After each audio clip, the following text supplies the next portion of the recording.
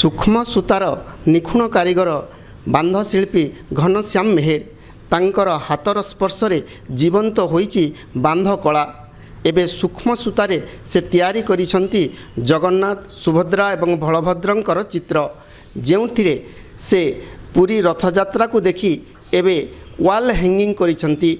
तो आसंतु पचारिबा किभली से एही वाल हैंगिंग तैयारी करिसंती, केते परिमाणर सूता लागिची, कौन सबु रंगरे तैयारी होईची एवं केते समय लागिची, तमाम कथा को नहीं एबे आमे घनश्याम को घरे रहिचु। आसंतु सीधा सड़क तांको सहित आलोचना करिबा। प्रथमे स्वागत करुछि आपनकु के न्यूज को। जानिबा को चाहिबी रथयात्रा समय रे आपनकर वाल हैंगिंग जगन्नाथ सुभद्रा एवं बलभद्रंकर जो विग्रह रही मूर्ति रही ताकू आपण वाल हैंगिंग माध्यम रे किभली स्थान देइछंती। देखो नहीं सर, यहाँ तो आगु 6 मास आगु भाभी जे जगन्नाथ रथ टाइम रे केनता गोटे रथयात्रा टाइम रे जगन्नाथ 3 मूर्ति करमी बोली भावली। फास्ट ग्राफिकटा बनाली। ग्राफिकटा मते 8-10 दिन खड़े लगिगला। तापर बांध आरंभ कली, तापर बंधा बंधी है, कलर है, बुणा बुणी है, तापर मते हाराहारी 3.5 मास 4 मास पाखापाखि लगिगला। मते 3 मूर्ति करवा 4 मास पाखापाखि लगिगला। तो केते दिन लागिबा परे आपण कहा कहा सहित ये सब तैयारी करिसंती। घरे तो फास्ट मुझे करी, बड़ भाई टी सपोर्ट करते, भाउज सपोर्ट करते, आम मैडम टी सपोर्ट भी करते। या सहित आपण आउ कौन सब तैयारी करी एबे चर्चा रे अछंती।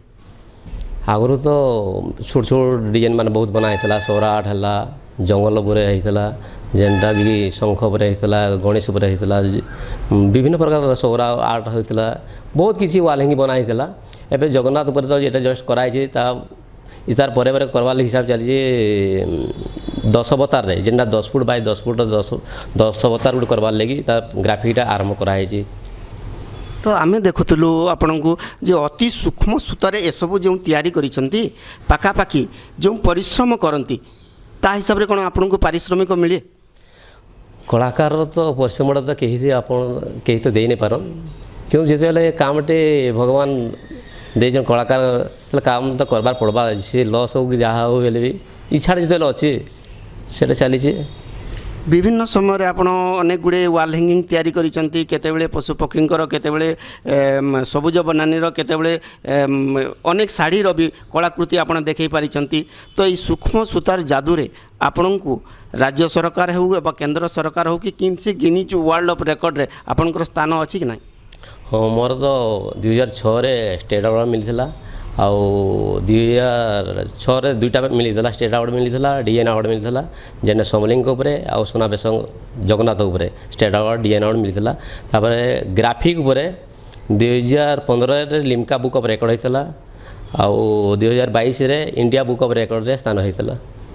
तो आकु लक्ष्य कौन रही? आगु लक्ष्य Guinness book of world record रे स्थान करने चली प्रस्तुत चली। जहाँ कहते निश्चित मात्रा तांकर ये सूक्ष्म सूता को किभली भाव में आहुरी जीवंत हेब एवं विभिन्न समय से चर्चा को आसीबे लक्ष्य रही। केवल गिनीज बुक रे तांकर ना स्थानित हो, आमे मध्य आशा करुचु से आहुरी आगो को जानतु। सुवर्णपुर शेषदेव बारिक, के न्यूज ओडिशा।